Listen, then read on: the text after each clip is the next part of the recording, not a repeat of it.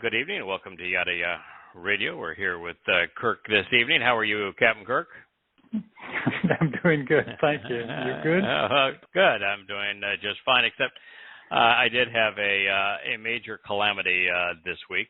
I just completed a chapter about 15, 20 minutes before the show began, and it's so bad that my wife screamed at me for it and said, walked away as many of these chapters, I read sections of it to her before, while I'm current and I'm writing about it. And she says, don't you dare read any more of that to me, and stormed off twice. Well. Yeah. So either my writing qualities. Now, to be fair, because we're going to talk about God's animosity to the Jewish religion, what I did is I found an article written by a rabbi, Rabbi Samson, was published in one of the two or three Jewish newspapers, Israeli newspapers that I read each day. They're actually my favorite newspapers, and the one of them, Channel 7, I think is how they go by in Israel. But one of them has a section that is called religion. And in it, there was an article about rabbis being prophets. And really? I included it in the chapter because in Hosea, and I'm translating the book of Hosea now, yes. I had Yahweh was condemning his people for pretending to be prophets when he has not spoken to them. And we haven't spoken to them really. If you're a Yisraelite from the northern kingdom, it's since Hoshea's time, which is 75, 800 BCE. So it's been 2,800 years since Yahweh spoke through a Yisraelite, and about 2,500 years since he spoke through a Yehudim. So he even said in Hosea, there's going to be a really long intermission where I'm just not going to talk to you anymore. It's no use. And so with God condemning Judaism for rabbis claiming to be prophets, I hear this little voice always in the back of my head says, wait a minute. That's not fair for you to condemn the rabbis for claiming to be prophets, because rabbis don't claim to be prophets. Or do they? Well, I read the article you sent, so yeah. Yes, it was so kind of Rabbi Samson to come to the rescue. Clear up this misunderstanding. So he was really, really a busy boy, citing all manner of Jewish religious texts, particularly the Babylonian Talmud, to cite the many examples of rabbis being prophets. Of course, he never once revealed any one of their prophecies, because that wouldn't be good. Safe. He said that the message came via a Magid, and that's not good either, because a Magid is an itinerant Jewish minstrel, if you will. It's a person who strolls from place to place, singing a message out of Jewish folklore to Jewish gatherings. That was how they received their divine revelation. And the purpose of the article was to state that it's only in Eretz, the land of Israel, that you get pure and accurate prophecy, and that any claim to prophecy outside of Israel, even to the rabbis, has to be questioned and is filled with dross. First, in fact, one rabbi even says there are no prophets outside of the land of Israel. So the first thing that came to my mind is, who is the greatest of the prophets according to Yahweh? Oh, well, Moshe, of course. Moshe. Yeah. Was Moshe? Did he ever step foot in Eretz Yisrael? Not one time. Well, God gave him a flying carpet ride at the end of his career over Israel. That don't count. But that don't count. He was never in the land. So the greatest of the prophets belies the conclusion. And then, of course, there's Daniel and Babylon. But I just thought it was particularly clever to point out that the Babylonian Talmud is the foundation of rabbinic Judaism. And where do you suppose the Babylonian Talmud was written? Three guesses. Babylon. Okay, Babylon. I mean, these guys are just so utterly clueless. So I was reading this thing to her, and they never read the Torah, though. So to be all fair, they never. Well, read the Torah. What Yahweh was complaining about in this particular passage was that his people plaster over and whitewash his message. And when you read what they write, it is a plastering over and whitewashing of Yahweh's testimony. They will take out of 20 citations, all of which are diligently ascribed to a rabbi who is named, and always the rabbi is glorified. Oh, His Majesty, the wonderful, the enlightening, the ever-blessed Rabbi Scumbag. Of course, they never once say a kind word about Yahweh. They won't even mention His name. But they will, they for credibility's sake, out of the probably 50 citations in this article, there was one with the Torah address. Now, they misquoted it, and they misapplied it, but there was one there. But without that, it's kind of like the Quran. What would the Quran and New Testament be if they didn't try to usurp the credibility of Yahweh's testimony?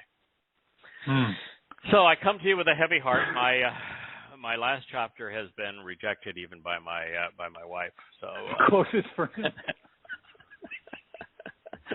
Thanks, guys. I guess what I should have done is, rather than include this rabbi's entire protestation affirming that rabbis claim to be prophets, that perhaps what I should have done was just have excerpts from his article.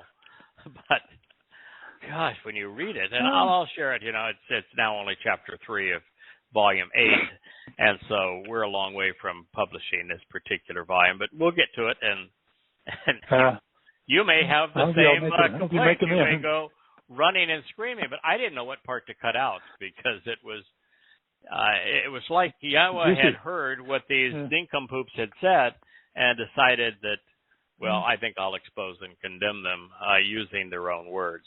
This time last week, we were on my favorite prophet. I guess we all have favorites, right? Moshe was clearly Yahweh's. Well, actually, no. Dode was Yahweh's favorite prophet. Dode's my favorite person in the overall testimony, and Dode's clearly one of the 3 greatest prophets. And Moshe, from Yahweh's perspective, was the greatest prophet, but not so much because of the prophecy he revealed, but because of his overall role as the liberator of God's people. And God specifies it that way. But I'm not certain that God would concur with this, but my personal favorite prophet is Yada Yahowah. I enjoy his vocabulary. I enjoy his writing style. I enjoy his passion. I think the sweeping insights that he reveals are extraordinary. And we are kindred spirits in a sense, and that Yahowah goes out of his way to explain the role that we would play in future events when it came to making his prophecy better understood by his people. So it is in Yahowah, and we are coming near the end of the 8th chapter.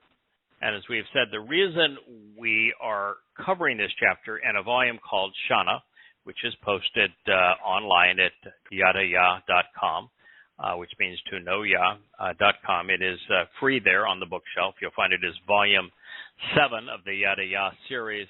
It is I think the 22nd book that we put on the shelf. there. It's also available in print at Amazon Books. But we're covering this because the intent is to provide the proper perspective to understand what I think is the single most misapplied and misunderstood prophecy in the entirety of Yahweh's revelation. Not saying a lot, considering what Christians have done to misapply them and take everything Yahweh has said of Dode and apply it to their misnomer Jesus. But nonetheless, I think this is the most abused statement. And it is in Yeshaya 9, 6, and 7. Most know it because of the opening line, unto us a child is born, unto us a son is given. And then it speaks of some rather extraordinary descriptors of what this individual will bring to us. And it is my contention, and I am absolutely certain of this, and I don't think it is even possible to read the text and to come to any other conclusion, that the person being discussed is singular. And it ain't Jesus. It's done. But, you know, when they say, what's your first clue, Sherlock? Well, my first clue was that there's only one name mentioned in the prophecy. That happens to be. And that happens to be Dode. So I guess you don't have to be the smartest guy in the room. Even I'm Alabama, and I can figure that out. But I have to tell you, okay, so it's obvious, and we're going into all of this in the 8th chapter because context makes it all the more obvious. So why have Christians for 2,000 years falsely claimed this prophecy on behalf of their misnomer, Jesus Christ? That's a reasonable question. Yeah. And since it obviously speaks of Dode and the superlatives are extraordinary, why aren't Jews celebrating the life and lyrics of Dode David? Those are questions that deserve an answer, and I'm not aware of one.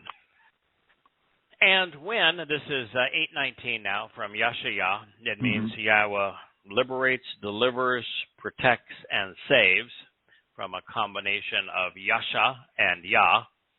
And when, Wahi, so to the contrary, rather instead, they say to you, so this is the religious establishment speaking to Israelites, you should consult with Darish. You should choose to seek previously unknown information, expecting answers. Resort to petition and ponder. Seriously consider revelations. Call imperative. Call is the voice of literal interpretations within a relationship. So these morons are serious about this. And in the imperative, the imperative is one of three volitional voices in Hebrew. The imperative expresses choice in the second person. So you should consult, you should choose, it should be your desire. So they're speaking to the desires of those obviously easily beguiled. You should consult with the mediums who speak for those who lived in the past. It's la'ob, those who claim to communicate with the enlightened sages who have passed away, or the ghosts of the dead, a conjunction of ab, fathers, and or light, so fathers of light, enlightened fathers. Enlightened fathers.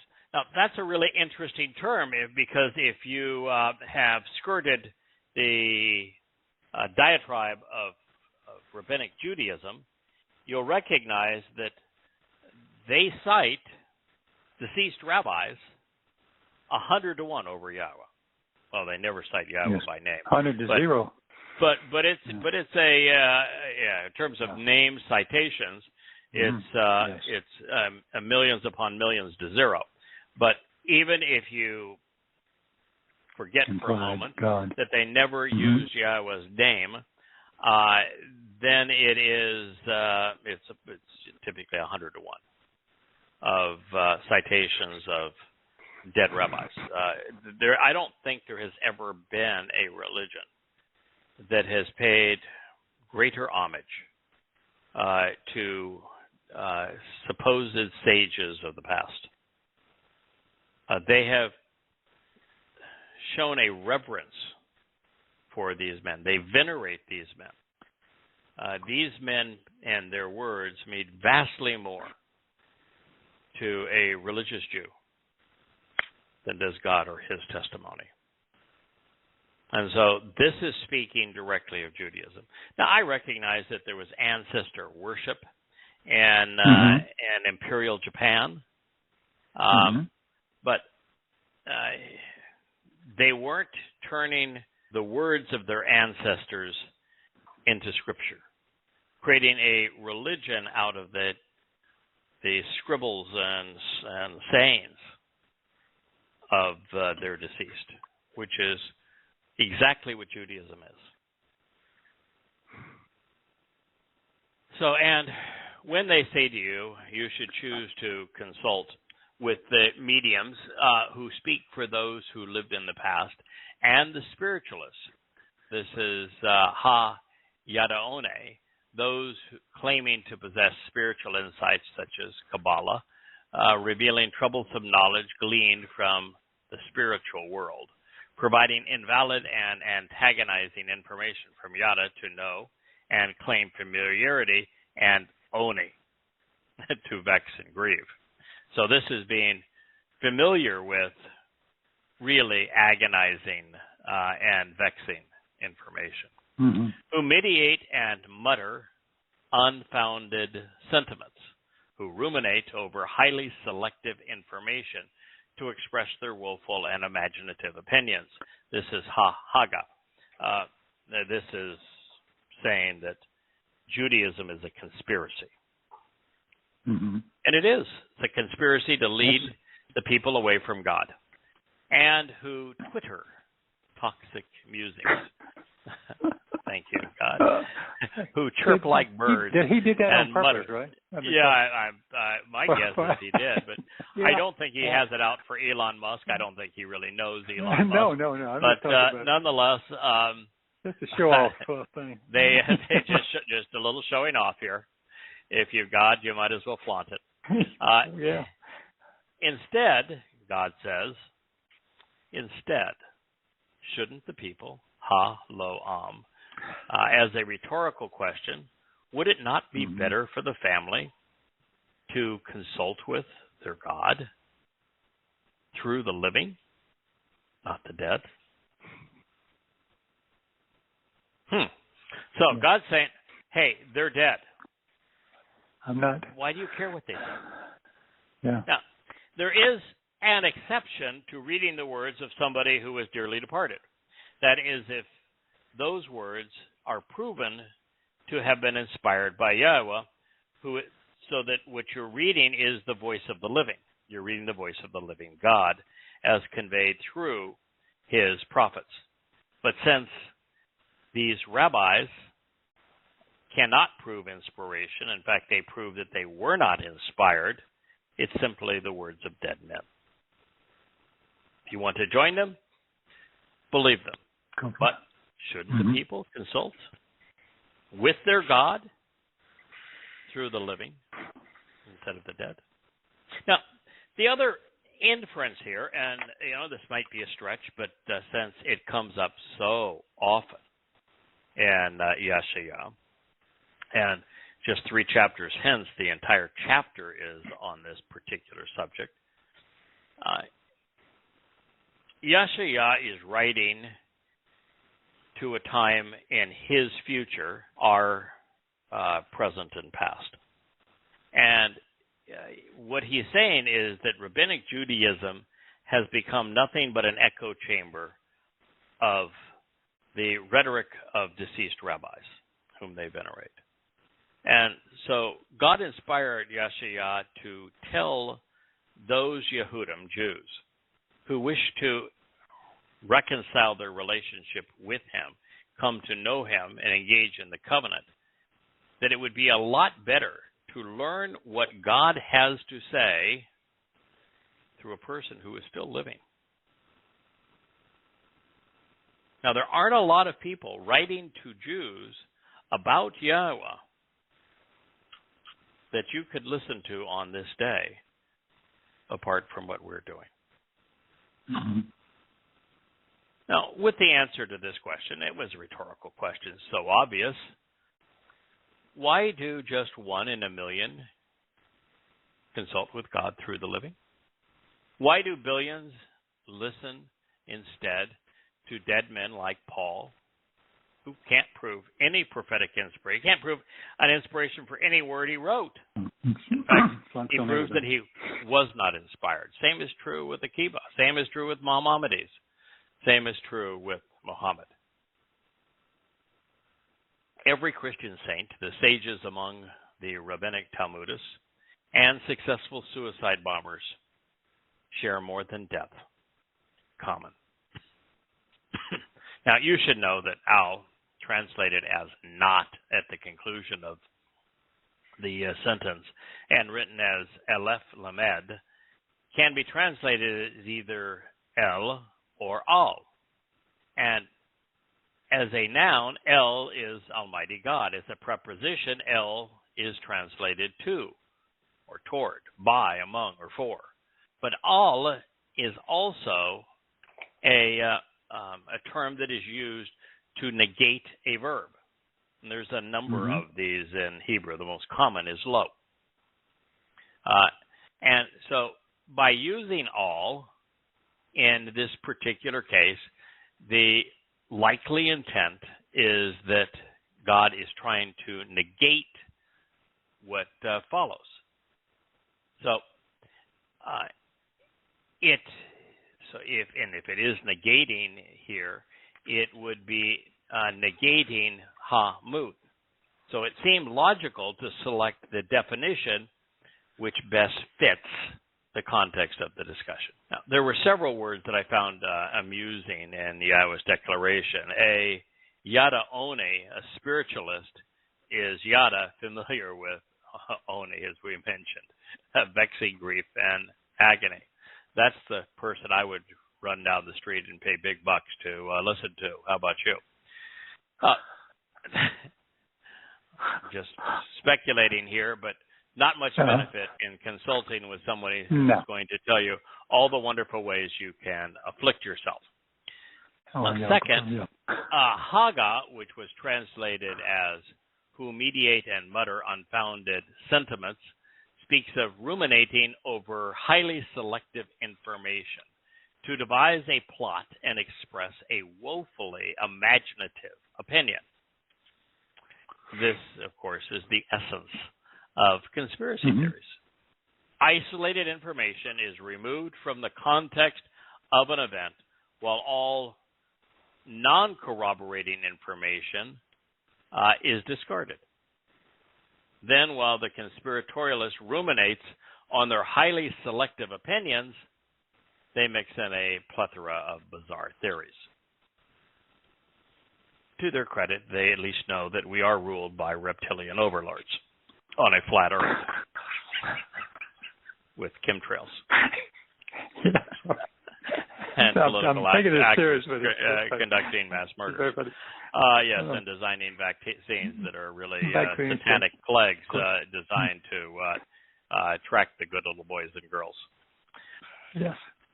And third, as it relates to this passage, 2,700 years ago, as we shared a moment ago, Twitter was invented, knowing that social media would be the primary conduit of the crazies. Yeshaya wrote that they would use Twitter to tweet their debilitating venom. Yeah. Social media has become the neurotoxin for this comatose generation. Now, that doesn't mean that everything on social media is a neurotoxin. That would be unfair. No, but it's a tool for those who want to. There's at least 1/10 of 1% of it that has some merit. Most of it now is voyeurism. My life is so boring. I need to spy on somebody else's pretense of a life to feel like I actually have a life.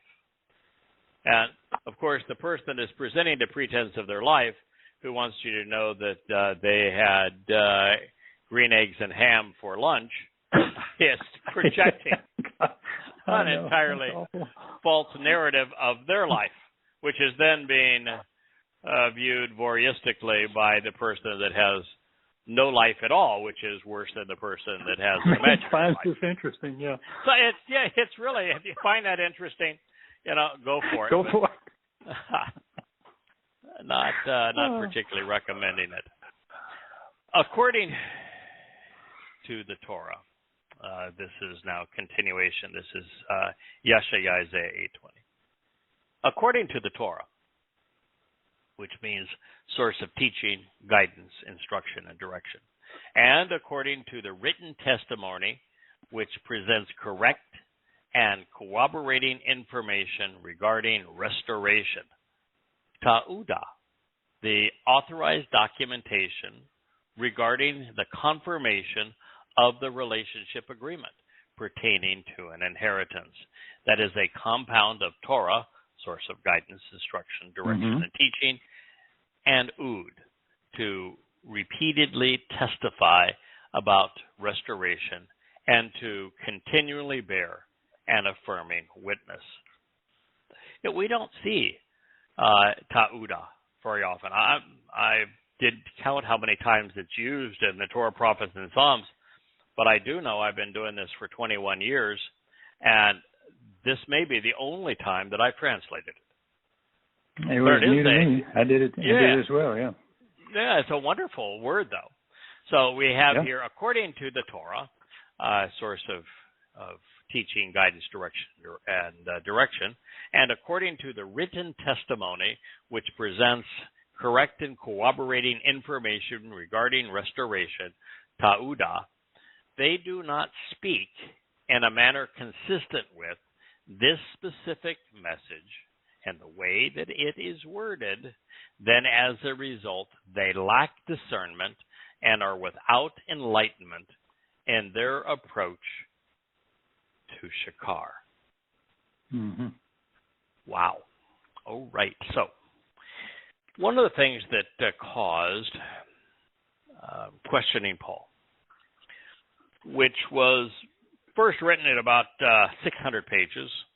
The next rewrite was 800 pages, then 900 pages, and then 1,200 pages, and now it's 4 volumes. And I think the 4 volumes are like 2,500 pages.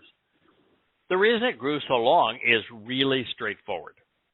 Paul does not speak in a manner that is either consistent with the Torah, consistent with the written testimony, which presents the correct and corroborating information regarding restoration, and he does not speak in a manner that is consistent with how God's word is worded.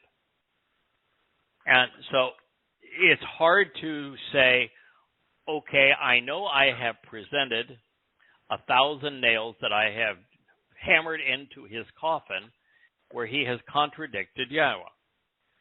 But this next one is also relevant. And where do you stop? But that's also the reason why my wife walked out on me. I'm sorry to say that my wife did walk out on me 3 times yesterday. Why I didn't go back and remove Rabbi Samson's great and inspired oratory is because every paragraph was filled with confessions. So, the Quran, I've written Prophet of Doom. It's a 1,000-page book that takes the chronologically recorded hadith from Muhammad and his companions and uses them to reorder the Quran and set it chronologically into the context of Muhammad's life. I don't know how you shorten the book when virtually everything he says is inconsistent with other things that he's said, and wholly inconsistent with the Torah. He claims that it confirms the Torah. So this is the nature of those three religions. And it is also the nature of the minor religions as well. But of the three so-called Abrahamic religions, of course, Abraham did not have a religion. He had a relationship. They all do this very thing. Their testimony is inconsistent with the Word of God. And when that is the case, then the individual is without enlightenment, and they are speaking of shikar. Mm-hmm. Now, shikar is not somebody you want to have an up-close and personal relationship with.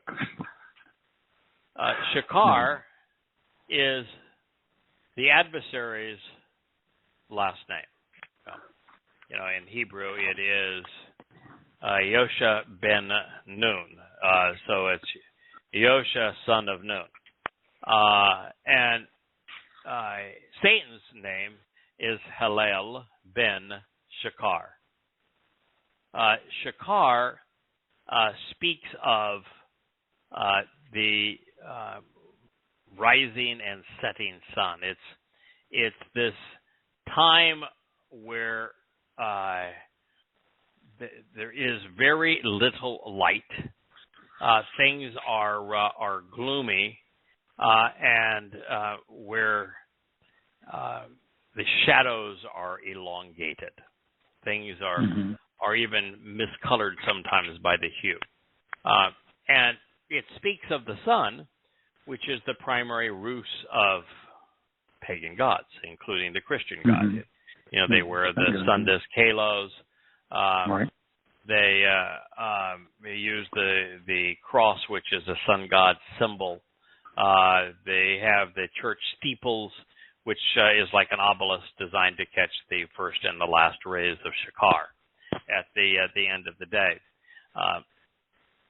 Even Christmas and Easter, those are sun god-related holidays where the sun crosses the constellation of Taurus the bull at the vernal equinox, and is said to have impregnated the earth such that 9 months later the son of the sun is born, which would be, of course, Christmas Day. So this is not a good thing. You do not want to be approaching, it's one thing to be called ignorant by God, unenlightened, but it's far worse to be called satanic. Mm-hmm. And that's what this reference is all about. The 14th chapter of Yeshayah, which is presented in the Babel Confusion chapter of Volume 4 of Observations.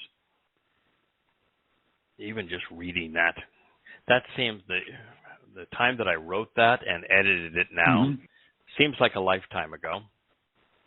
But nonetheless, it is there.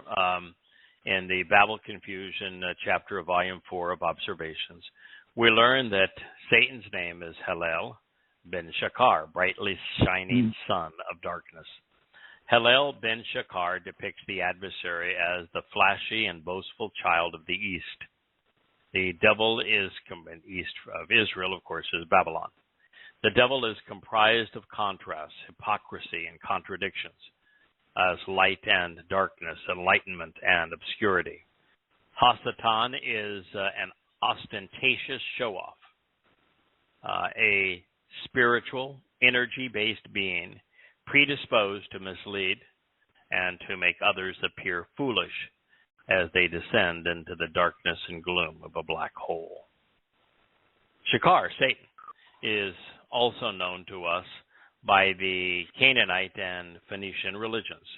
We find him, along with Baal, the Lord, throughout the Tel Rosh Shamar text, where Shakar is the name of the Canaanite and Phoenician god of course, the rising sun. Imperial Japan would have loved him. The mythology of Shakar refers to the dawn and its dim light emerging out of the darkness. So did you study a few of these words, Kirk? Because this is an interesting text, and particularly those two words. Yeah, no matter what you find, they're all kind of negative on this passage, other than the first opening ones about the Torah remarks. But Shakar is, light coming out of darkness. It's the name of Hasatan. I mean, there's nowhere you can go where you won't verify what you just said. The law can only temporarily lighten the path, ultimately to darkness, Sheol. So I thought that interesting commentary. And then, and even the words were blocked off from the observant man. If you look at the pictographs, you've got the words, and then you have a chet in the middle, and then you have a roach at the end. So, what's interesting, Kirk, is that Yahweh is never presented as a light and darkness. No. Yahweh's light is so brilliant, it eliminates the darkness. Right. Yahweh will personally avoid entering a dark place where people are religious or political. The ultimate dark place is a black hole. Black would be your first clue. Hole would be your second. Yes. And so Yahweh's light never emerges from darkness, but instead eliminates darkness. Yeah. Well, you said a long time ago. Yeah, go ahead. You said a long time ago, where when the light comes on, where does the dark? When you turn on the light, where does the darkness go? Well, it doesn't exist anymore. When his light is in you, he can see no darkness. It just isn't there. Right. But I thought it interesting when you return. Not actually. He can't see any darkness. There is no darkness. Well, it doesn't exist. It doesn't exist. Yeah. Yes, probably I should have said that. But better than when being he returns is to have nothing even to be forgiven for. Yeah. Right. Yeah. So it's what a plan. Yeah, it's a really great term. This Shakar, in terms of describing what Satan is all about. This dim light, this light out of the darkness, and Shakar's affinity with the sun, which was the chief deity of almost every religion. And when you look at, particularly at the Roman Catholic Church, you'll find sun god edifices and references everywhere. Halos are on every saint. Sunbursts everywhere, and the halo disc, and even they wear the little round beanie cap that was so prevalent among the Greeks that the kippah or yarmulke worn by religious Jews.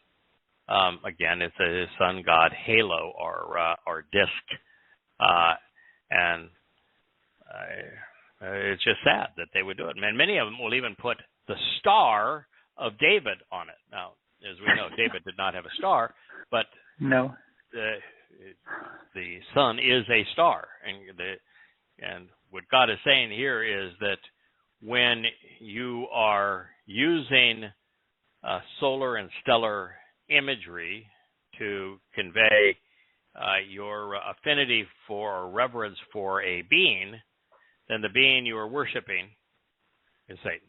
It's a law. No. So every time you see the Star of David on a religious text or religious image, you need to keep in mind that it is satanic. According to God, it's very much like all of the Christian imagery. They're satanic. Now, in Islam, Allah's a little wimpy. He went for a second fiddle. Went for the moon. And the bride of the sun is the moon. The moon god was called Sin, which just seems like an appropriate name for the Islamic god. This is too good. This is just too good. Nonetheless, it's true. They even have verses in the Quran where the moon and the sun are engaged in a race. It says that the moon was once a sun, but it was effaced, and and ceased being one by being humiliated. I guess it lost the race too many times. Oh. I think one time it actually fell out of its chariot, which would explain then what happens and make it quite not quite as stupid. Bad things happen when you fall out of your chariot. Chariot, yeah. Yeah. It's one of the things I learned by studying the Quran is with that, and of course the creation account where we learned that Adam from a blood clot or something? Colors because Allah created humankind after different colors of muddy and stinking slime. And of course it is nice when you read the Quran. If you were wondering where the sun goes to bed at night, it is in a murky spring. And should you wonder if anybody's ever been to the murky spring, yes, there's an answer for that too. Alexander the Great went there. And should you wonder if Alexander the Great was the first Muslim, yes, the answer is he was a Muslim. And he went to preach to the extraterrestrials. Yes, indeed, there are extraterrestrials. I don't know if they're reptilians. But Alexander the Great went there according to the Quran and preached to the extraterrestrials that live in and or around, I don't know if they're aquatic creatures or not, the muddy spring where the sun goes to bed at night. So there are some 1.5 billion people like this. Yeah, there are some insights worth wearing a tent over your head on behalf of. Then they will pass through it, stubborn and stiff-necked, strong-willed and perplexed, often starving and famished. And it will come to pass when they are malnourished and weakened, they will become antagonized and provoked to anger, struggling with their change in status. Their status will diminish, and they will be treated with contempt as a result of their propensity to slander and insult the reputation of their king and of their God, turning away while being unfaithful in the relationship. Now, there's really an interesting tidbit here, where they will slander and insult the reputation of their king. You know, Yahowah said some positive things about Solomon when he was a young and bright boy, but not much good about him later in life. No. There's a couple of moments where Hezekiah was a pretty righteous dude, but it didn't end well for him. There were 3 or 4 kings and the long list of kings who were right when it comes to God. But the overwhelming majority of them were horrible human beings. So God's not, in fact, even when the people said they wanted a king, Yahowah said they want a king because they're rejecting me. And by choosing a king, these are the 12 things that are going to happen to them that are going to make their lives miserable. And, you know, he then delineates them, and we get the fire hose approach to God does not want us honoring kings, with one exception. That same guy again does. Yes. And so you have this statement in Yeshaya 8:21, preceding that glorious prophecy in 9, 6, and 7, and it's talking about they're being humiliated, they're being degraded because they had a propensity to insult the reputation of their king and their God, turning away while being unfaithful in the relationship. Well, he's speaking of the one king that was so magnificent in his leadership that Yahowah is not only bringing him back to protect his people, lead his people, counsel his people upon his return, but he's giving him sovereign rule over the entire universe for all time. So from the very beginning, those who've chosen to call themselves rabbis, great. What rabbi means, it does not mean teacher. It's from Rab. It means to be exceedingly great, not that they are, have shown a deplorable lack of humility. And it is this unwarranted air of superiority that has turned so many people against Jews. It is rabbis who have devastated God's people. If there had been no rabbis, there would have been no Christianity. Paul was a failed rabbi. If there had been no rabbis, there would have been no Islam. Muhammad ran out of Hadith poems to plagiarize and steal, and most of the Quran is stories that were recited to him from the Babylonian Talmud by rabbis, which he then twisted to serve his interests. And as it would transpire with rabbis condemning everyone, including the Jews who don't agree with their religious interpretation, rabbis became a kind of their own personal reflection of what people then saw in the ethnicity as a whole. They came to symbolize the worst of Jews. They are greedy. They're the highest paid clerics in the world. They demand respect when they are amongst the least respectful people in the world. The propensity for child abuse, the propensity for rape and sexual assault is higher with rabbis than it is with Roman Catholic priests.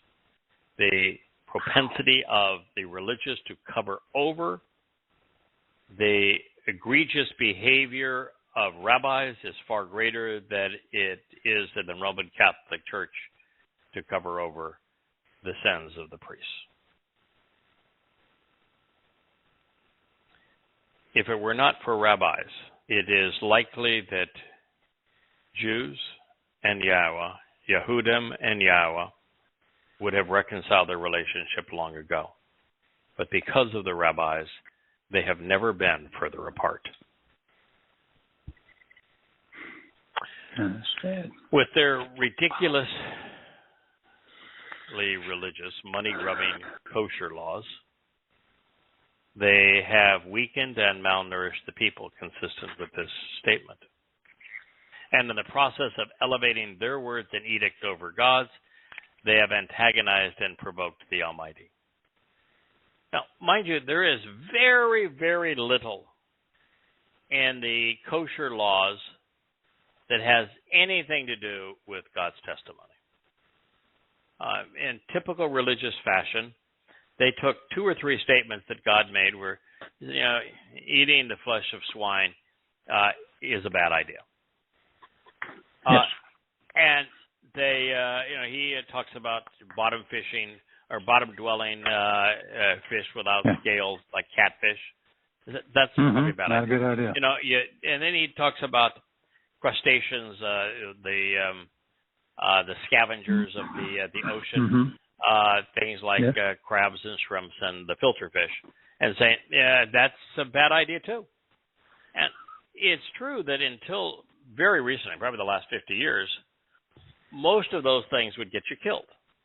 They were the most prone to carrying disease, and God's instructions were wise. This is not healthy for you to eat. Later, of course, in the body, God says, eat whatever you want. He's all about freedom. Eat whatever you want. Just do it thoughtfully. Be mindful. Yeah, be mindful of what you eat. In other words, I gave you some instructions that are helpful and healthful. You may want to pay attention to them.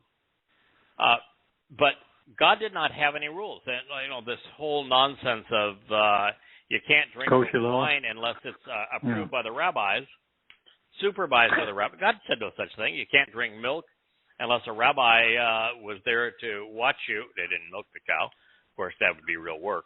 Watch the cow being milked and get paid for it. and then watch it be processed, you can't drink that either. There's no edict against milk. No. There's no suggestion that milk has to be supervised. And then they go one step further. They said that you can't have, well, they go about a mile further, you can't eat milk and dairy at the same time. You can't even wash the plates in the same sink. Can't have it on the same plate. Can't wash the plates in the same sink. Can't use the same utensils. Have to eat one many hours after the other. Why? Well, you'd have to ask them. They claim it's because God said don't boil a kid in its mother's milk. Well, God's saying that isn't a healthy way to prepare the meat. Plus, as a metaphor, it's really disgusting. You know, the whole idea that eat a mature goat or lamb, don't eat a baby. This whole veal thing is pretty sadistic. And second, milk is the means of providing, is to nurture. Milk ought not be used as a way to boil a baby goat. So there's symbolic issues here. There's health issues here. There's squandering something that's nurturing here, and there's the whole idea that we ought not take the life of a baby, and we ought not squander the nurturing nature of a mother, or the way that she would feed her child. All of those things are essential for us to know, but where they got from that is can't have them in the same meal, can't have them on the same plate, can't even at the same time, can't even wash them in the same sink. Talk about stupid. No. And religious Jews, they just lap that shit up like it was, golden apples fallen from heaven. And it just isn't. As a matter of fact, one of the stories where Abraham is entertaining Yahweh, Yahweh stops by, they're going to have a little chat, and Sarah runs into the tent and feeds them a Jewish hamburger. He prepares some meat and a little cheese and serves them up together. It's a Jewish cheeseburger. Yeah, that's a taboo, huh? So, I don't think God has the same view. So it's just this overall sense of making up stupid rules and trying to justify them to control people's lives, debilitate them, keep them so tied up in their underwear that they can't see far enough to actually read or care about what Yahweh has to say. So the money grubbers will find every possible way to control and fleece the people. They elevate their words and edicts above God's. They have antagonized and provoked the Almighty to the point that he will rid the world of them upon his return. By having insulted and slandered Yahweh, they have been unfaithful, creating an Adonai in their own image. Mm-hmm. The Melech, whose reputation has been upended by the religious, is Dod, the man Yahweh selected to be king. They do not recognize him as the Son of God. They don't speak of him as the Messiah. They don't understand that he is the one who is returning. Mm-hmm. And this, from a father's perspective, is insulting. This is the consequence of being misled. It is why Yahweh despises religion. This is Isaiah 8:22. Unto the land they will look, but behold, they will see disfavor. They will see darkness with discouraging oppression. And to a place devoid of light, they will be driven and stray. Boy, to hear these rabbis write of Eretz Yisrael as if it were their own little fiefdom. the place where the Majid's inspirations were pure and without dross. So God is saying, yeah, they're going to look to the land, but what's actually going to be there is disfavor, anguishing trouble, distress, unfavorable circumstances, and darkness. They will find discouraging oppression. Boy, if the insights in Israel were so good, why, with the emergence of the rabbis, did everything turn so bad? It had been rough for Israel as a whole under the Assyrians, that's for sure. Mm-hmm. Under the Babylonians, even the Yehudim were hauled away, but they got to come back. And then during the assaults by the Greeks had their influence, but they were not oppressive overseers. Romans initially invaded Israel. They sent the legions to Israel because of two Jews that were engaged in infighting as to who would be king and who would be chief priest. And it wasn't good enough for one to be king, the other one to be chief priest, because the job of chief priest was a lot more lucrative. Mm-hmm.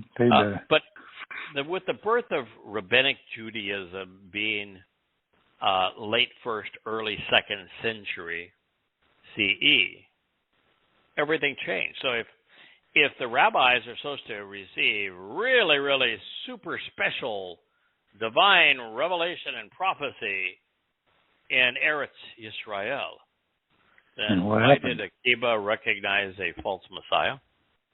Why did that lead to the Roman invasion and the diaspora, to Jews being hauled into Europe as slaves?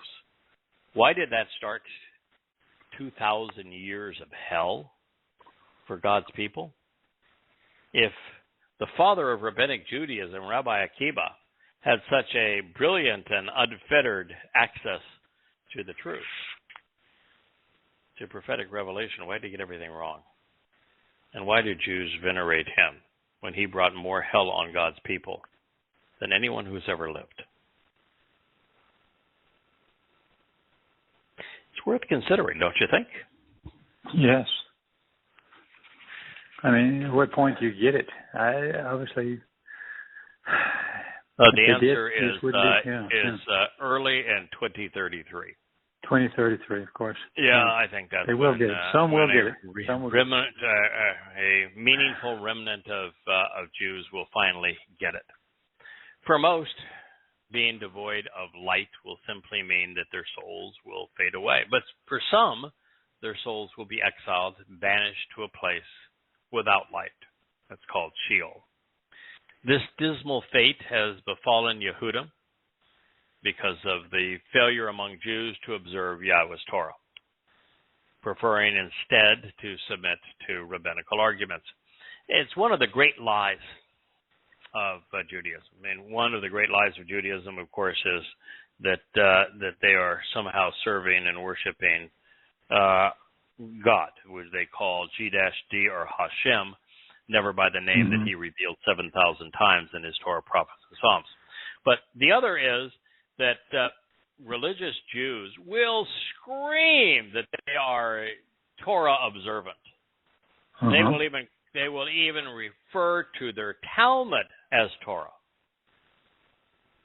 when in fact they aren't the least bit Torah observant. They're Talmud observant, and the Talmud is whitewashing and plastering over the Torah. It's one of the things that causes God to be most angry with his people. It's why God blinded them for so many years. Why God specifically said, I'm blocking the path. I'm going to keep them out of heaven. I'm going to keep them from even knowing the way to heaven. Can you trust you with the truth? That everything the Jews have touched related to Yahweh, they have corrupted and sullied. So God didn't want them to corrupt and sully. his name or the path to him or his prophetic witness. So he says, I'm just going to blind you to it. You are going to be as Rabbi Samson is, arrogant and stupid. But you will be condemning yourselves, not me. That's, of course, if you want to believe God. As a result, the chosen people have suffered a power outage. They have groped in the dark because they have walked away from the light. Since the time that this was proclaimed, Yisrael and Yehudim have been shrouded in darkness. It's been a long time.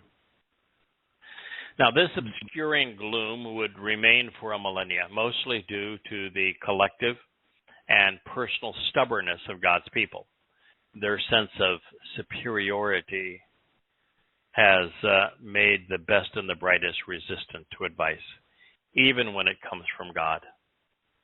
As a result, the Israelites will find themselves treated cruelly, often afflicted, sometimes starving, unable to accept responsibility for their decline in status and for having been uprooted. The world still mocks them, slandering and insulting their reputation as the chosen people. Israel has remained a source of antagonism, shrouded in a fog of oppressive religious regimes. Over 100 generations of Israelites have come to live as outcasts, expelled from their land and estranged from their God, all too often bearing the brunt of hideous conspiracies. And make no mistake, they have done this to themselves. They chose this fate. They abandoned God, giving him no choice but to disinherit them. Now, that is not to say that he has replaced them with anyone else. He has not. It's not to say that he won't ultimately reconcile his relationship with them. He will. But for over 100 generations, there hasn't been a single Jew who has proclaimed Yahweh's name, shared his Torah teachings, or engaged in a covenant relationship with him. Not until quite recently, only beginning about 20 years ago. Well, Kirk, this is the conclusion of Yeshaya 8. Mm-hmm. It's comprised of words which lead to an understanding of the most misappropriated prophecy in the entire text of the Torah, prophets, and Psalms, Isaiah 9, 6, and 7. It is addressing events that will transpire prior to God's return with his Son. And since Dod is the only Malek who would be associated with Yahweh in this way, since he is the king of Yisrael at the time that this prophecy is addressing, we have been afforded a rather critical insight as to who God is addressing. Now, keep in mind, too, this is the end of chapter 8. It says who? It says the religious establishments. I think it was originally a guy riding on his horse that came up with this notion of putting numbers on it. Now, I see one benefit of it. It makes it a lot easier for me to look up the Hebrew text. It makes it easier for me to convey to you, listeners, and in the books to readers, what it is that we're talking about. We put a nice index up, and you can say, I think that word is, or that concept is presented in such a, we call it a Torah address, and you can go right to it. So there are some advantages. The great disadvantage is there is this mistaken belief that you can take a chapter out of context and understand that chapter, but you can't. Too much of the meaning is lost without that context. Or even worse, that you can take a verse, which is defined by one of these chapter and sentence numbers, and you could take it out of context, cite some or all of it, and that is sufficient. Well, that's the way that Paul went about creating Christianity, taking statements out of context and twisting them to his satisfaction, misappropriating them. So just because we're at the end of what we call the 8th chapter, understand, in the original text, there was no demarcation for what was said here in what we now call Isaiah 8:22 and 9:1. Mm-hmm. One paragraph ended, and the next began.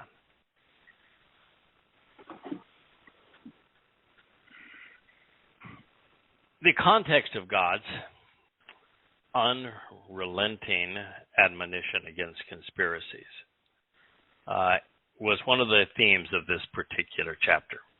And what follows is particularly insightful in that regard. And that is because the most debilitating became the most popular. The single most popular conspiracy today isn't actually blame the Jews, although that is a subset of it. Replacement theology. Yes. This conspiracy that God got mad at Jews because they killed him, and that because they killed him, they were no longer deserving of a special relationship, being the chosen people, and so all of the promises that he had made to them would now be transferred to a Gentile church, of which there is no mention and only adverse commentary as it relates to the ethnicity. Now, that's a pretty harebrained idea, replacement. Yeah. I hate religion, so I'm going to give it to a religion. All the promises to a religion. That's part of it. And, of course, the issue with that is it makes God a liar. It suggests that Christians are right, that Jews killed God. Can't kill God. That's not much of a God. Shabat. And, of course, if, that's right, Shabat says, come on, God, they can't kill you. You can't kill you. Yeah. And if Jews, actually killed this make-believe God, wouldn't you be worshiping the Jews? They're pretty good. But beyond all of that, the God projected his nefesh soul into Yosha for a singular purpose, to serve as the Pisak El. The Pisak El has a singular responsibility to die to nourish and benefit those celebrating Pesach. The Jews were supposed to kill the Pesach El. It can't become the Passover lamb unless it's prepared for consumption. You don't eat it alive. And so if they are to be blamed for what the Roman Catholic Church accuses them of, we should be thankful. Yeah. Because the Passover lamb is only valuable when its life is taken as a substitute for our own. Yeah. So none of that is true. But then you get beyond that part of it to the idea that there are countless. I mean, there are thousands upon thousands of prophecies addressing the last of days, when Yahweh is returning to reconcile his relationship with Yisrael and Yehudah, where all of the prophecies pertain to God's interaction with Yisrael and Yehudah. If, in fact, the Christian church replaced Israel, then why didn't God say so? Is God's prophecies negated, making him a false prophet because he didn't recognize that, Jews were going to kill him, therefore he was going to have to write them out of his story and write Jews or Gentiles in, but he forgot to tell us that when he was revealing future events? so that all of his future prophecies are wrong? Or is there a secret code in there that every time it says Dode, God didn't know the name of that other guy, Jesus, and so since he never wrote Jesus anywhere, that when he wrote Dode, he really meant to say Jesus. You got that big a dunderhead? Why is there no reference to anything that could even approximate Christian to be found in all of those prophetic texts, if that's supposed to be the big deal of prophecy? Not once, ever, anything even remotely close to it. Why isn't there a mention of Jesus? Why is there a single prophecy that names Jesus? Not one. Why is there no description of a church replacing the covenant? Why is there no indication that Goyim, Gentiles, are going to replace Jews, if that's such an important event? If there's going to be a religion based on replacement theology, you think God might have predicted it? Yes, but he didn't. And so if you are a religious Jew, why aren't you able to defend God's position against the myth of the religion that has tortured you for 2,000 years? Are you that unaware of God's position? The answer appears to be yes.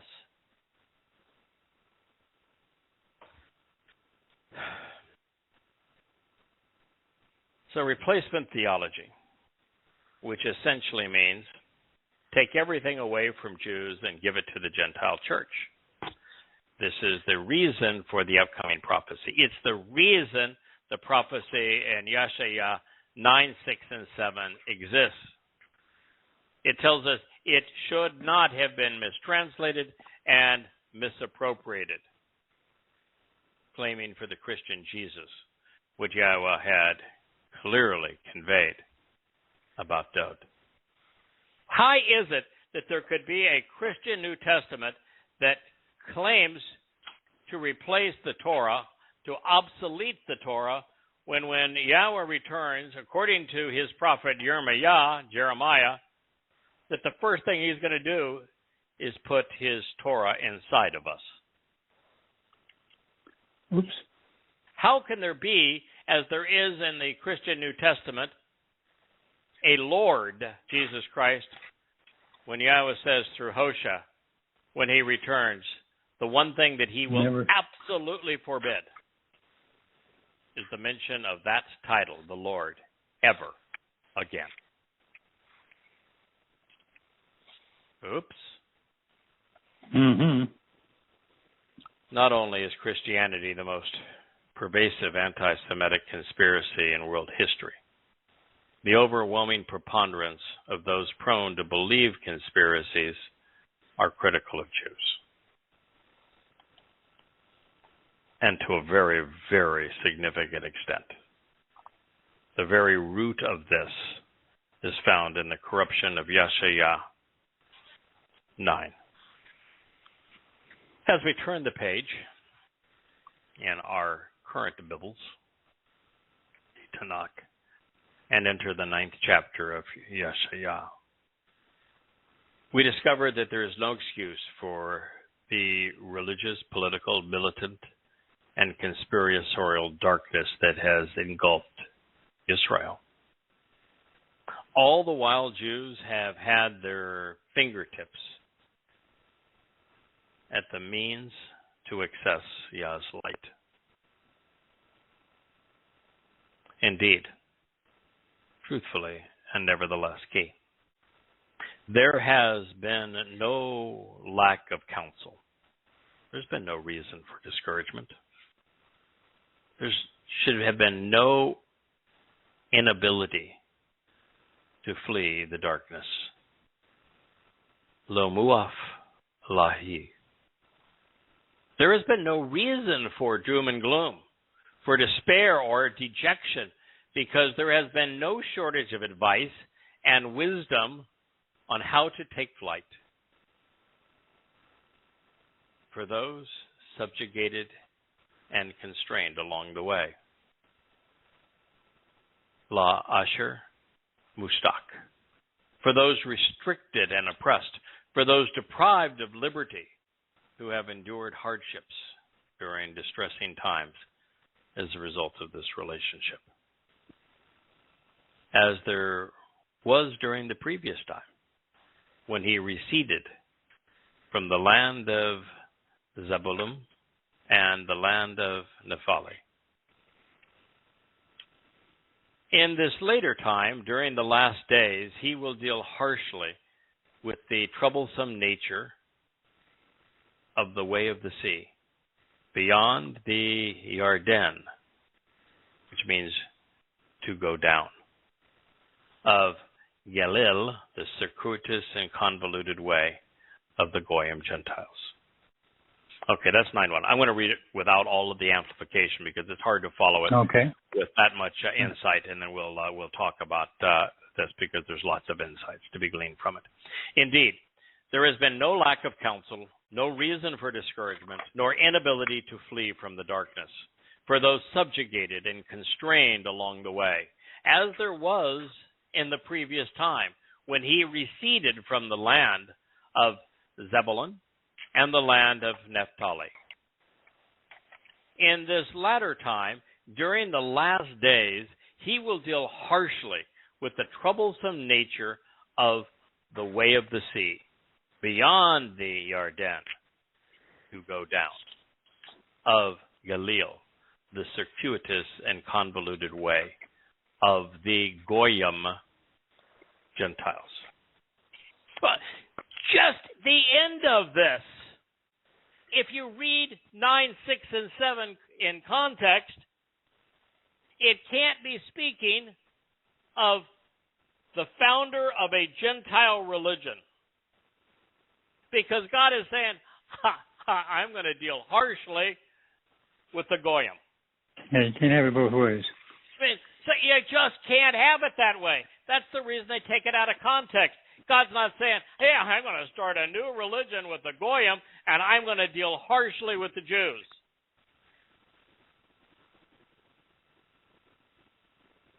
The introduction to the chapter undermines the premise of the Christian misappropriation.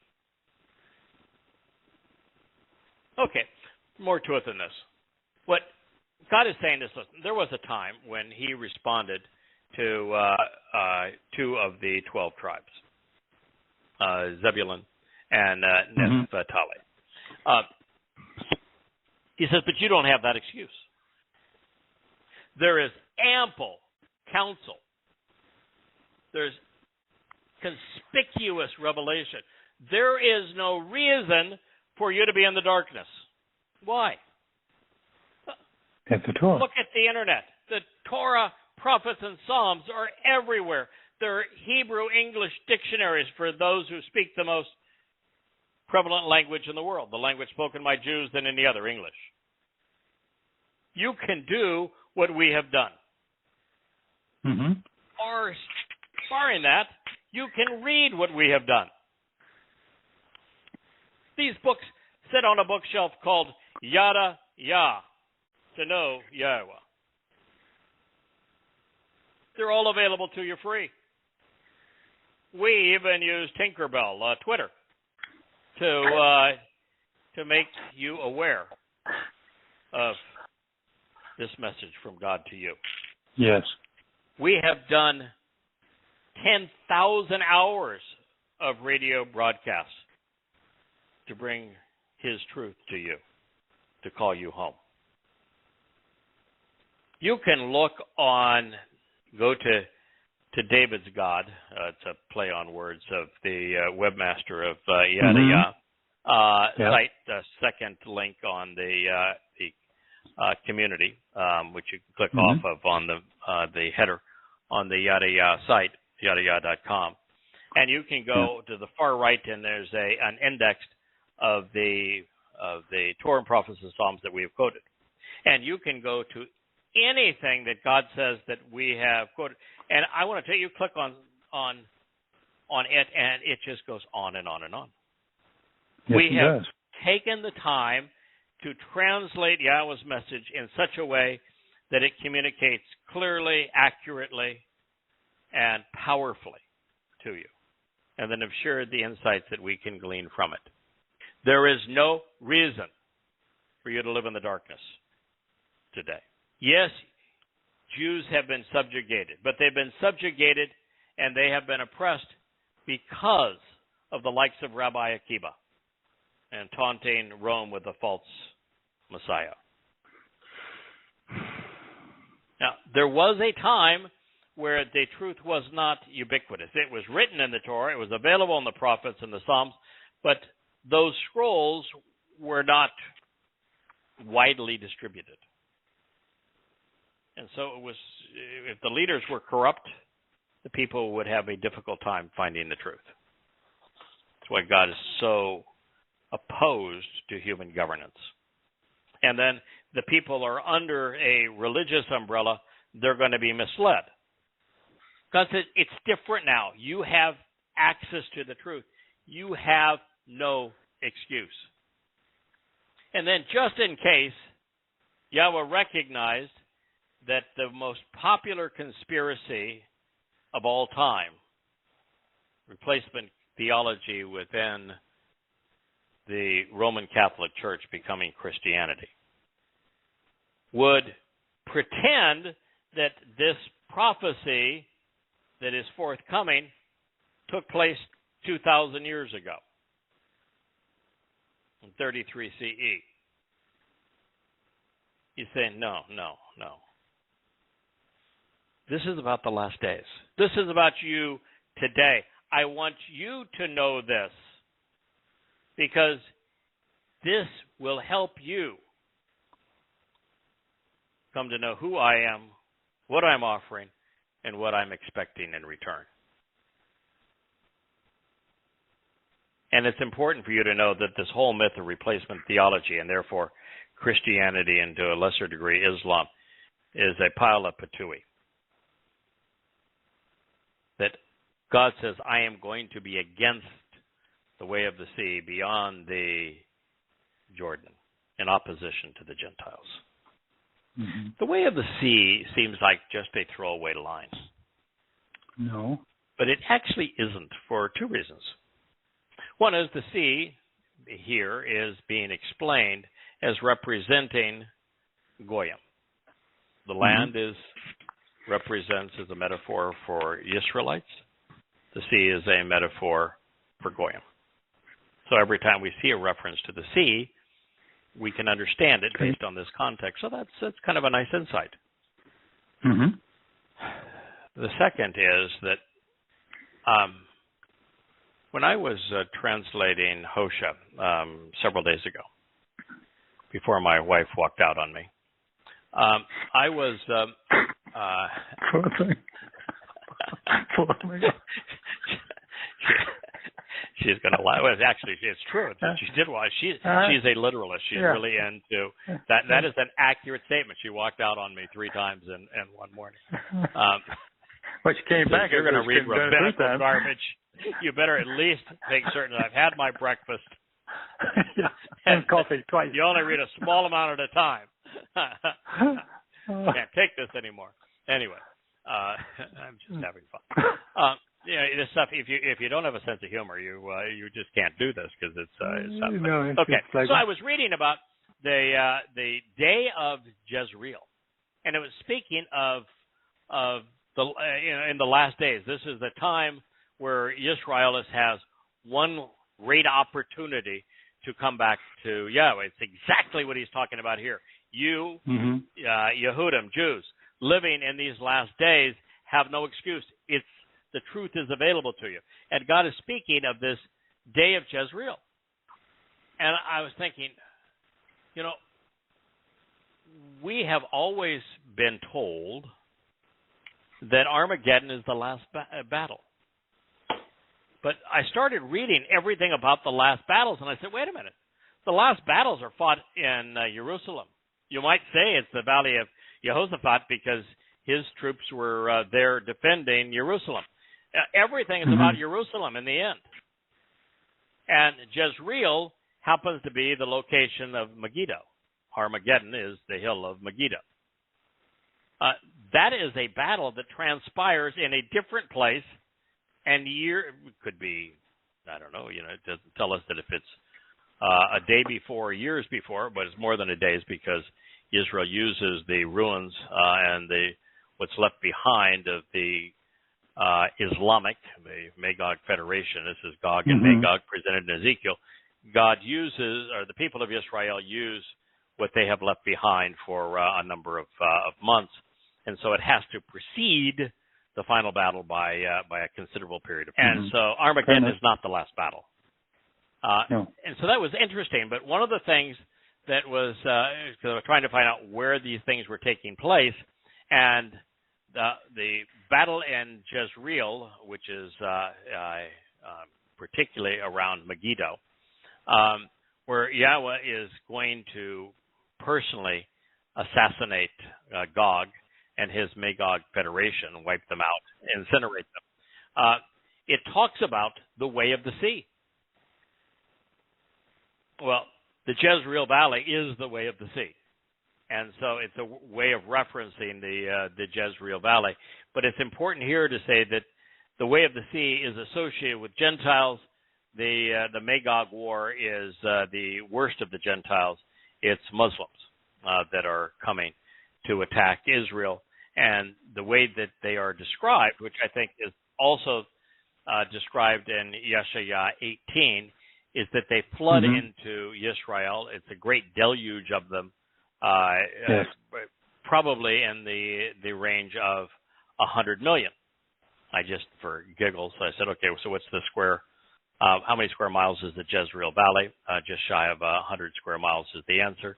And I looked up, how much does the average combatant take to be properly equipped and supplied, whether they're on the march or bivouacked in an encampment. It's about 3 square yards. And so I did the math, and it just so happens to come out that exactly 100 million people will fit into the Jezreel Valley. Very good. Nonetheless, it's an interesting read. I don't care. That's cool. In this statement, we have lots of insights, and we are within 15 seconds of no longer broadcasting. We're going to continue to record. Okay. So we'll go ahead and talk a little bit more about this, and we'll pick up at this point in our program next week. Okay. So, for the millions of Jews who have suffered so grievously at the hands of conspiratorial, political, and religious Gentiles these past 3,000 years. Yeah, and I go back 3,000 years because, you've got the Assyrians.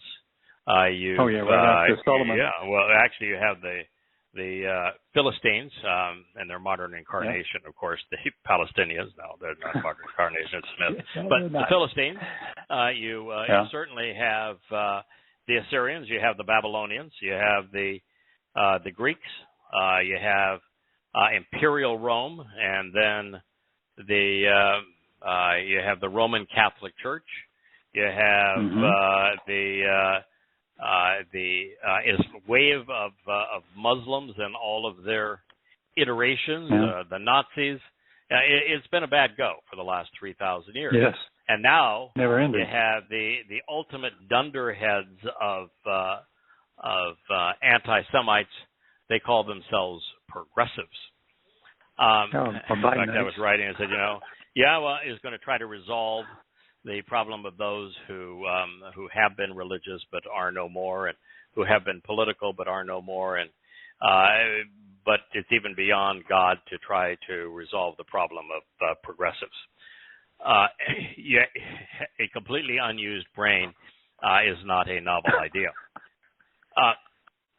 So Yahweh's assertion here is that his people, particularly as we move through the last 30 or 40 years, could have precluded having been agonized had they bothered to read what he had to say. Now, one of the things that you realize, and I've just translated a large swath of Ezekiel. I'm now translating Hosea. I've translated most of Yeshaya, and I translated one of maybe Moshe's most spectacular speeches in the Badim here recently, and gosh, it is so overwhelming.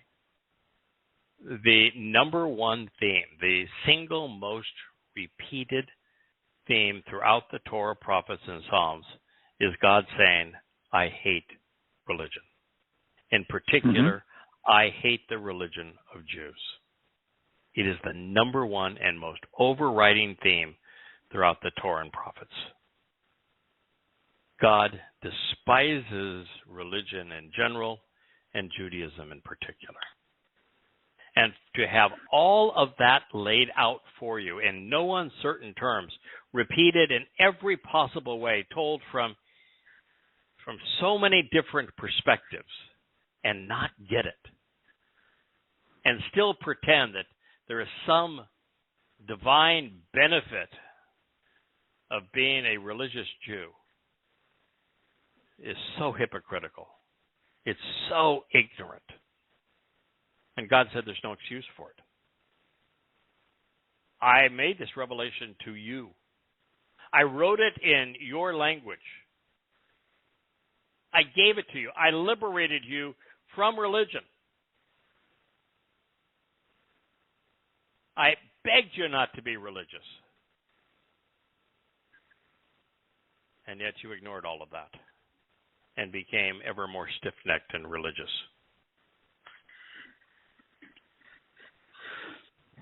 So Yahweh was saying, you could have precluded all of this. But they didn't, because his people's response has always been to justify their corruptions of God's testimony. They will go to their grave saying that there was an oral Torah delivered to I'm sure they will. Yeah, the elders at the time of the written Torah.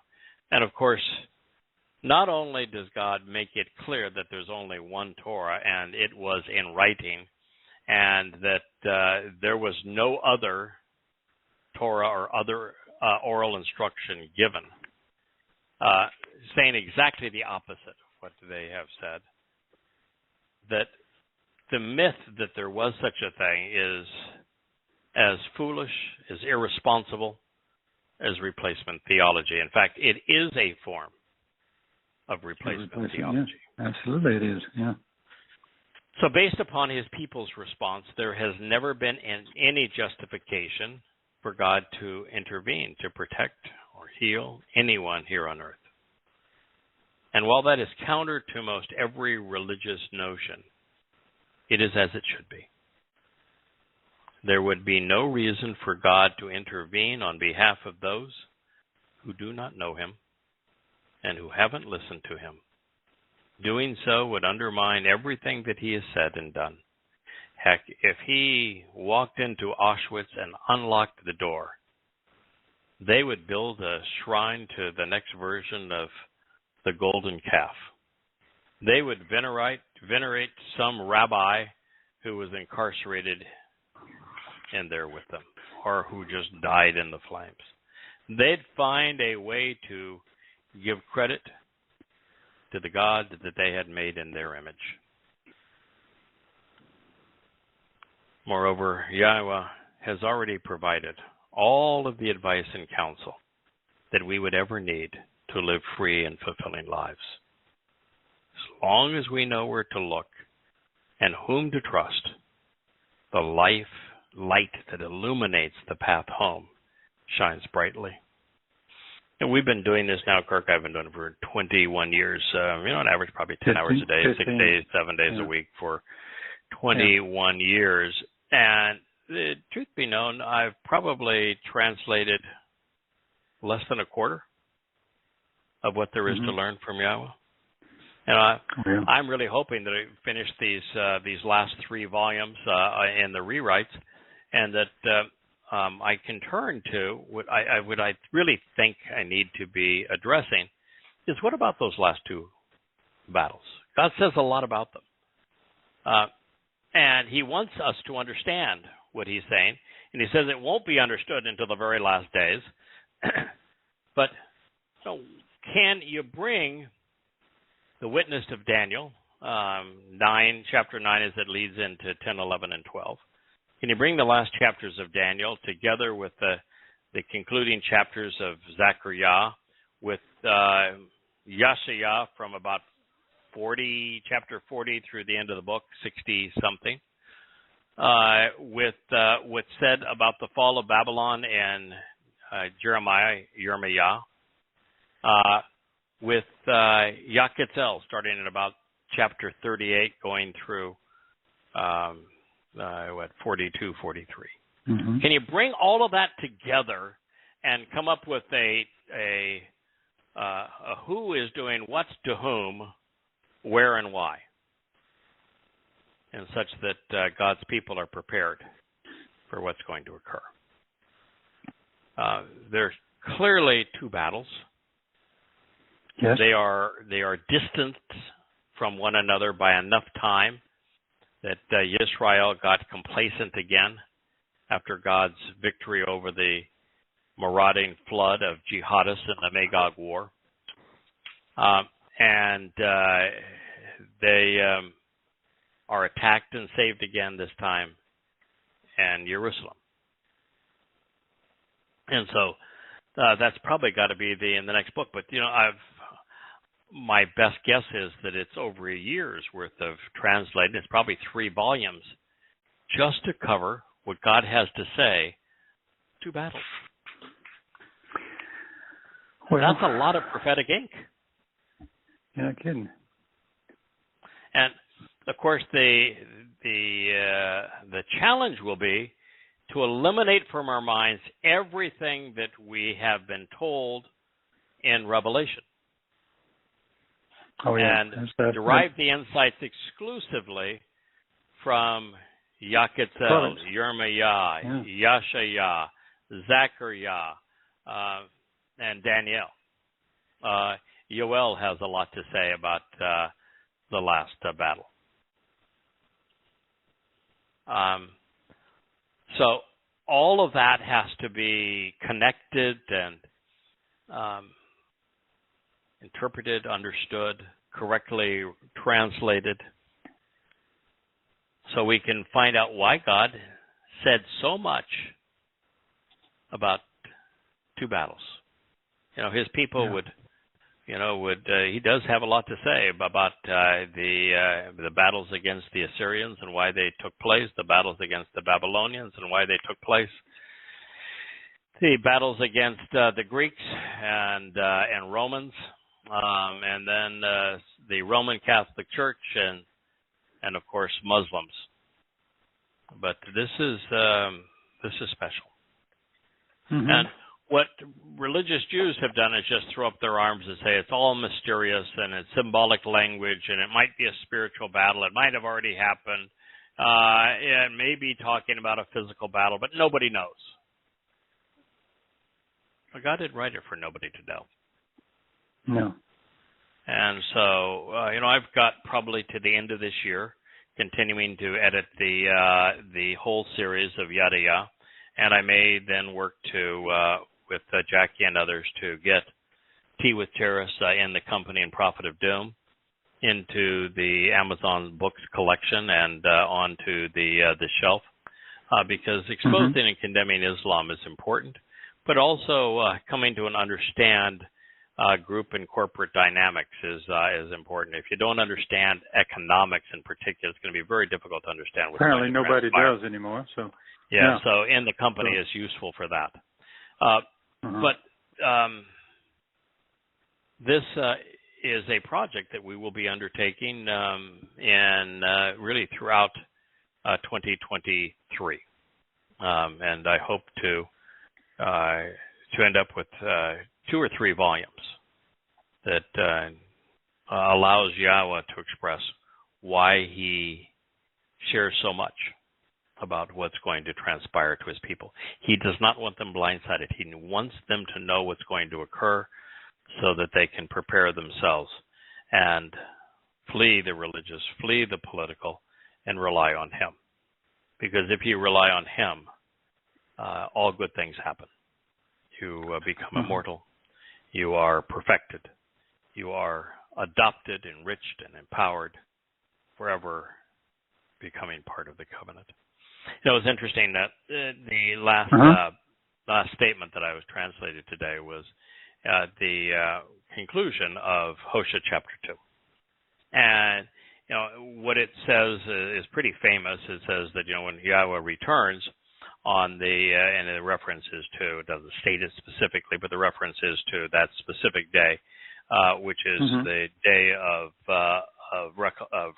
reconciliations, Yom Kippur. Yeah, and he says that that at that moment his people are going to welcome him as an an individual. And that means we're not welcoming Yahweh and relating to Yahweh as God, but as an No, an individual. it's a person. Yeah, it's a person. Which is how, by the way, Abraham related to Yahweh. He was as an Yes. Yeah. That's how he met with Shamuel, as an individual. Well, Abraham, yeah. So it's you don't bring somebody very food if you don't. powerful concept, this individual. But what it necessitates is that God's going to have to empower us, enrich us, elevate us to the point where the differences between us as flawed mortal beings in 3D to spiritual beings, essentially like light, as 7D, infused with his Torah written inside of us, is that we're going to be so much similar to God that we're going to relate to God as an individual. Well, boring that I don't think we could relate to. A pretty powerful concept. That means that we're going to be elevated considerably for that to happen. And then the second part of it is, God says, the single most important thing I want to tell you about, this is the most important day and my entire existence, the day of reconciliation, your 6,000 Yah, is that I will never, ever, for the rest of time, ever have to hear that title and name, the Lord, ever again. Mm-hmm. And yet, the most common name for God in religion, whether it be Islam or Judaism or Christianity, is the Lord. And God says, that will be the N word of the future of evermore. The first official act of forever is elimination of that. Yeah. The title and the L word. The Lord. Yeah. That should get your attention. So anyway, it's always fun to translate Yah's testimony. We learn so much. I want to make certain that those who are listening to this program who are Yehudim, they feel welcome. Yes, we do criticize Judaism because you can't study and share Yahweh's testimony without criticizing Judaism. It's God uses it as the greatest blight against his people. So it's important for you to know that God is anti-religious and particularly anti-rabbi and anti-Judaism.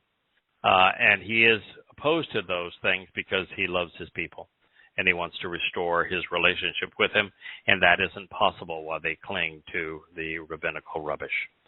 So we're not in a position that the rabbis have ever faced before, because anytime they have been criticized in the past, it's somebody trying to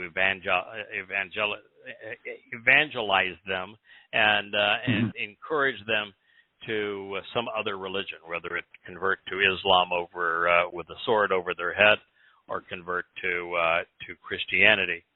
And no, we are equal opportunity haters when it comes to those religions. I mean, I don't think there's anyone who has attempted to translate Yahweh's testimony and in over 20 volumes, who has also written a comprehensive expose against the religion of Islam, as I have with Prophet of Doom, and also 4-volume set exposing and condemning Christianity.